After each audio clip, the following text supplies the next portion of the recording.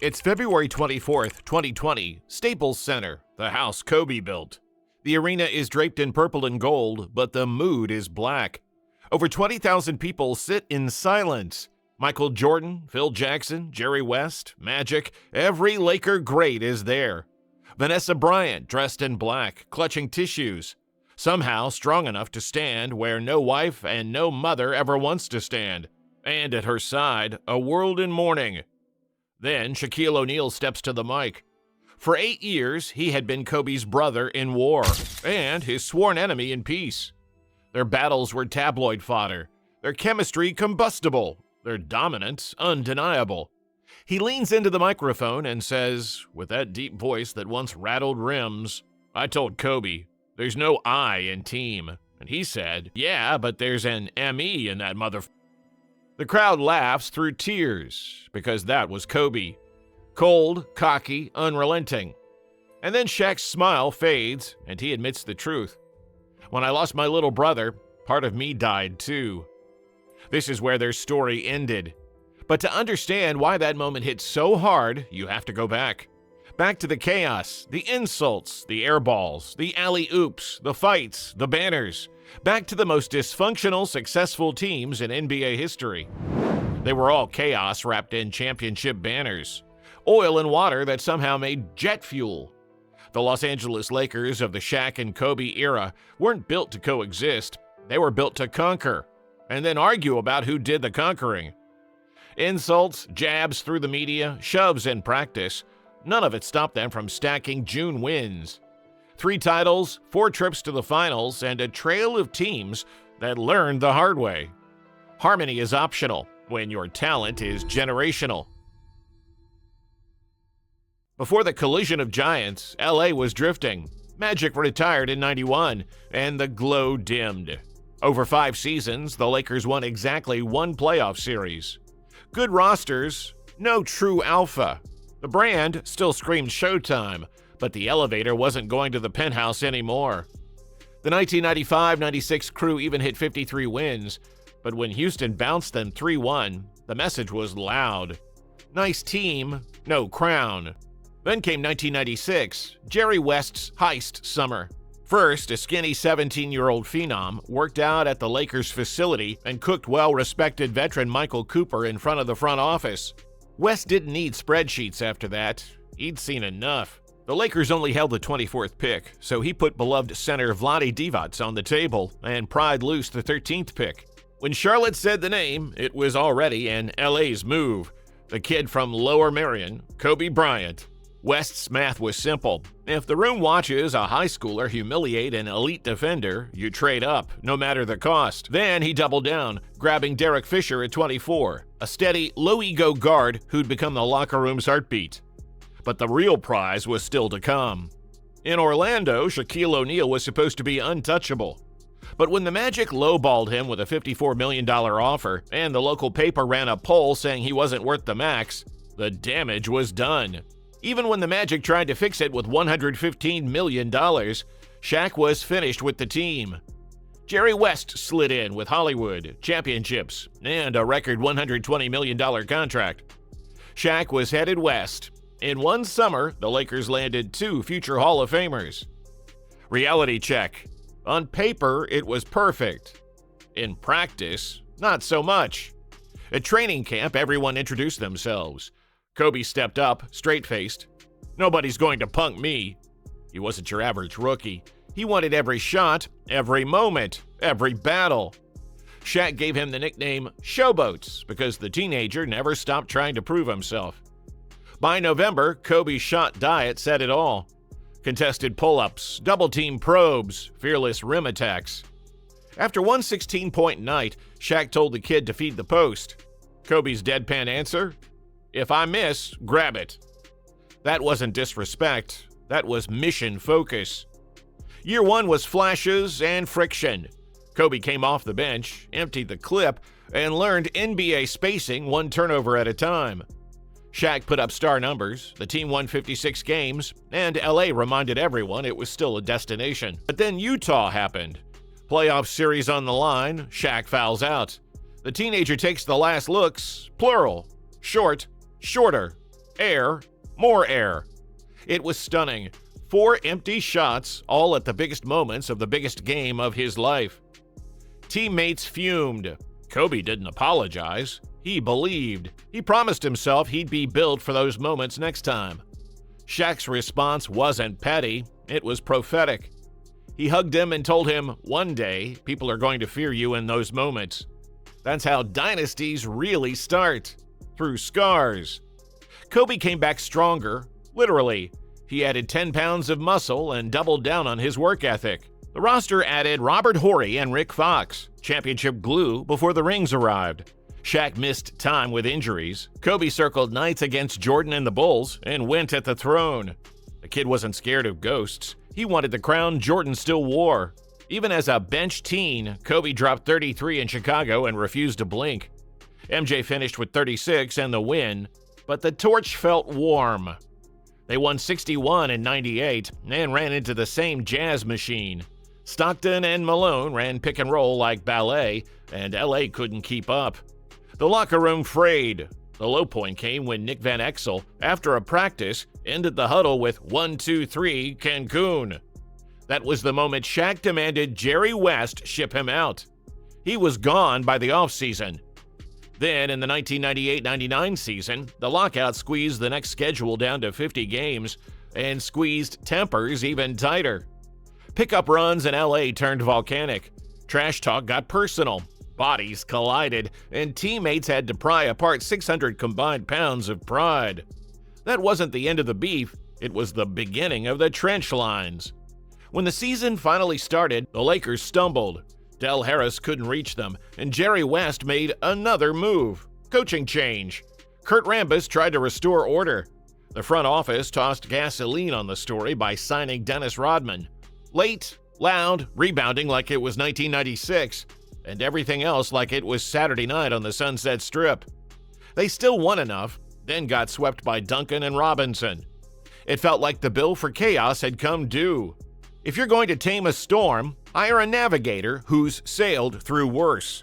Everything changed in the 99-2000 season when Phil Jackson arrived. The Zen Master, with 6 rings from Chicago, had the resume and the authority to control Shaq and Kobe. His first moves? Tell Shaq to lose weight. Tell Kobe it was Shaq's team, and if he didn't like it, he'd be traded. Then he installed the triangle offense and brought in vets like Ron Harper, Brian Shaw, and John Sally to keep the locker room stable.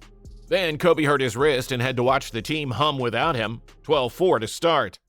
When he returned, the triangle wasn't a suggestion anymore, it was the rails. Implementation wasn't smooth. Kobe's first instinct was still isolation. Glenn Rice acquired mid-year for shooting, wanted touches. Phil started dating the owner's daughter, and LA tabloids ate every crumb. They finished 67 and 15. The results were immediate. Shaq played the best basketball of his life. 29 points, 13 rebounds, and nearly unanimous MVP. Kobe averaged 22 and made all defense, the league's most dangerous second option, if you can even call him that. And the locker room, still prickly. Kobe scrapped with Chris Childs, took 2 to the chin, and watched every Laker jump up behind him. That's when it started to feel like a team, not just a collection of killers. The 2000 playoffs delivered their first defining snapshot. Down huge in Game 7 to Portland, season on the edge, the Lakers clawed back. Final minutes, young legs and old nerves. A guard floated into the lane and arced a pass toward the rafters. A mountain of purple crushed it through the rim. That image, Kobe to Shaq, one hand pointing at destiny, was the billboard for a partnership that often refused to speak the same language. They survived the Blazers, then handled Indiana. Shaq detonated in the finals, averaging numbers you only see in video games. Kobe, on a bad ankle, closed an overtime win in Indy. Proof he'd been forged since those airballs. Banner number 1. The champagne barely dried, and the old habits returned. Shaq celebrated like a man who had nothing left to prove. Kobe sharpened like a man who hadn't proven anything yet. Key vets shuffled. Derek Fisher broke his foot, and the season wobbled. Then Fisher returned, steadied the ship, and the playoff version of LA returned with him. In 2001, they didn't just win, they routed. Portland swept. Sacramento swept. San Antonio buried by a combined margin you needed a calculator to process. The final started 0-1 against Iverson Sixers after an iconic night from AI. It didn't matter. LA ripped off 4 straight. 15-1 in the postseason, at the time, the best playoff run the league had ever seen. Shaq was unstoppable. Kobe, at 22, looked like the future had already arrived. Harmony? No. History? Absolutely. By then, Shaq was openly calling Kobe the best player in the world, and meaning it. That's how high their ceiling was when the orbit synced. In 2002, the league looked balanced, until it met LA again. The Western Conference Finals versus Sacramento were a war. Weber, Bibby, Peja, Christie, Divac, a perfect blend of pace, passing, and shooting. The Kings were the better team for long stretches, and the series still bent to moments. A long rebound kick to Robert Horry, and the building nearly fell over. A whistle in Game 6 drew arguments that still echo. A Game 7 on the road cracked Sacramento's nerve just enough. The Lakers escaped, then swept the Nets in a finals that looked like a parade more than a series. Three-peat, Dynasty status confirmed. Call it luck, calls, poise, whatever label you choose. The truth is simpler. The champs kept finding the last play, and yet the fuse kept burning. Shaq needed toe surgery and waited until the last possible moment, then joked he'd rehab on company time. He returned heavy, slower. Kobe responded by detonating 9 straight 40-point games mid-season, a flamethrower in sneakers. Phil nudged him to throttle down so Shaq could re-anchor the offense. Kobe bristled and then complied. They finished with 50 wins, ran through the first round, and met San Antonio again. This time, the Spurs didn't blink. Duncan mauled. The Lakers' run ended with the kind of quiet that gets your attention. That loss told the front office the window wasn't closing, it was squeaking. Solution? Overwhelm it with star power. So the front office went star shopping and came home with a future Hall of Fame backcourt mate and a power forward with 2 MVPs. Gary Payton and Karl Malone, signed for pennies on the dollar. On paper, LA looked unbeatable. In real life, the loudest story wasn't about basketball. Kobe's Colorado case swallowed headlines and oxygen. Court dates, flights back for tip-offs, apologies to his wife on television. The locker room, always volatile, hit a new altitude of tension. Comments made offhand became national talking points. Old resentments hardened into something colder. Even so, they started 20-5 because talent can bulldoze turbulence for a while. Then the injuries piled up. Malone's knee, Fox's back, Shaq's foot. Kobe's rhythm turned into staccato between courtrooms and courts. And yet, there he was, arriving in the second quarter after a day in front of a judge, hitting the game winner, getting an IV afterward. Whatever you thought of him off the floor, on it he was steel. Playoffs, Rockets in 5, Spurs in 6, with the most famous wild runner you've ever seen. Timberwolves in 6 after Castle's injury gutted Minnesota's offense. LA reached its 4th finals in 5 years. Detroit didn't care about your poster. The 2004 Pistons were defense with teeth. Wallace, Prince's wingspan, Billups' calm, Rip's movement, and a belief that 5 guys working together could smother 2 legends. Game 1, Shaq efficient, everyone else stuck in mud. Game 2, LA escaped in overtime. After that, the Pistons solved the puzzle and ripped it apart. Kobe pressed into tough shots. Payton, never a triangle disciple, jammed the gears. Malone limped. Shaq was productive, but Detroit refused to double. There were no easy reads, no automatic kickouts, no rhythm. The series ended in 5, and it didn't just end a season, it ended the marriage. Within days, Kobe reportedly told a teammate he wouldn't share a locker room with O'Neal again. Ownership made the call, Shaq to Miami.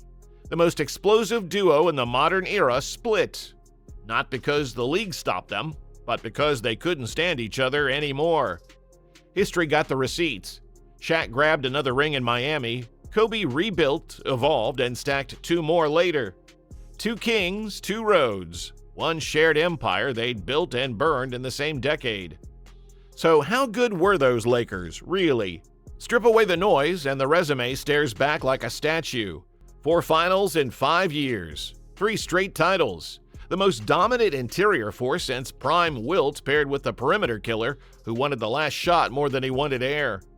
They turned the triangle into a weapon of mass destruction, attracted role players who became legends of moments, and proved that dynasties don't have to look like family photos. They just have to win.